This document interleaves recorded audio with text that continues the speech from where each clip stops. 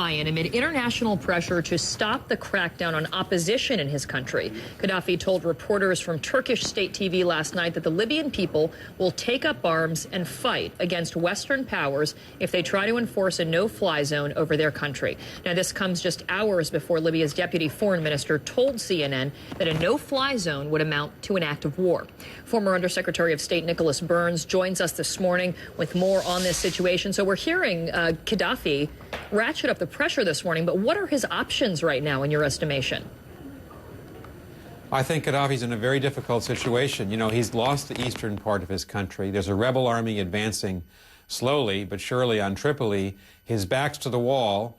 He's promised, to stay until the last man to defend his regime. So it's a difficult situation for him, but also a complex and difficult dilemma for the United States and President Obama, because this is a civil war in Libya, and it's very violent. It's not our civil war, and we don't know the rebel army. We don't know the commanders well. We don't have their cell phone numbers. We don't know what kind of government they would impose on Libya should they succeed in dislodging Gaddafi. So the dilemma for the United States is we ought to avoid a third land war in the greater Middle East. But on the other hand, there is a humanitarian imperative. Gaddafi's using violence against his own people.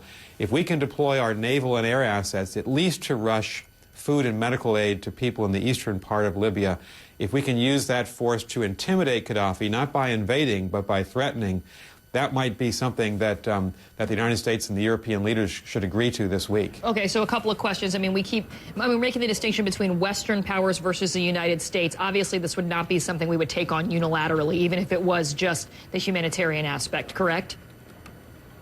Correct. The NATO alliance is going to be the vehicle for any kind of intervention by the United States. It has to, because Italy and France and Spain have real interests, historical, economic, political interests in Libya itself. We should not want to go it alone, and we should, I think, at all costs avoid a land invasion of Libya, because we simply can't afford that right now, given our obligations in Iraq and Afghanistan. Right. I also want to touch on what you had brought up again. We don't really know what this opposition force is or would be. Do we have any clearer of a picture of what their goals are, where they would be getting their support, and right now where they're getting their arms to be able to actually fight against this regime? You know, I don't think we know them very well at all. This rebel army materialized just in the last 2 weeks. When the peaceful protests were put down by Gaddafi, people took up arms. And so they're obviously fighting to dislodge this government, the government of Gaddafi, which is the right thing to do. But we can't know for sure who these people are. There seems to be very little integration among the various rebel forces. They don't have a common platform that you can understand as to how they would govern should they succeed in dislodging him. So we've got to be very careful here. And I think that you've seen the president approach this in a very cautious way. I think that's the right decision, because we don't want to get dragged into another war from which we cannot extricate ourselves. But there are things we can do. And I think positioning our naval and air assets, again, to be in a position to rush humanitarian aid to the refugee population, perhaps to block arms shipments to the Gaddafi regime from the sea and air, that would be something that we could do that might help to end this civil war more quickly. Mm-hmm. Mm-hmm. And it's interesting, because there have been some varying analyses of whether or not the no-fly zone is really the end-all, be-all. That Gaddafi, of course, has ground forces. He has his mercenary army that can take out people on the ground, and short of any Western, NATO, UN, whatever influence going actually into the country, that we have very little control over some of the carnage. How important is the no-fly zone versus some other options that he has on the table to continue to fight this resistance? If NATO could impose a no-flight zone over Libya, that would certainly make it much more difficult for Gaddafi to prosecute this war against the rebels and his own citizens. He couldn't use his air power. But as Secretary Gates said last week, the way we'd have to do that would be to knock out their radar sites, their surface-to-air missile sites.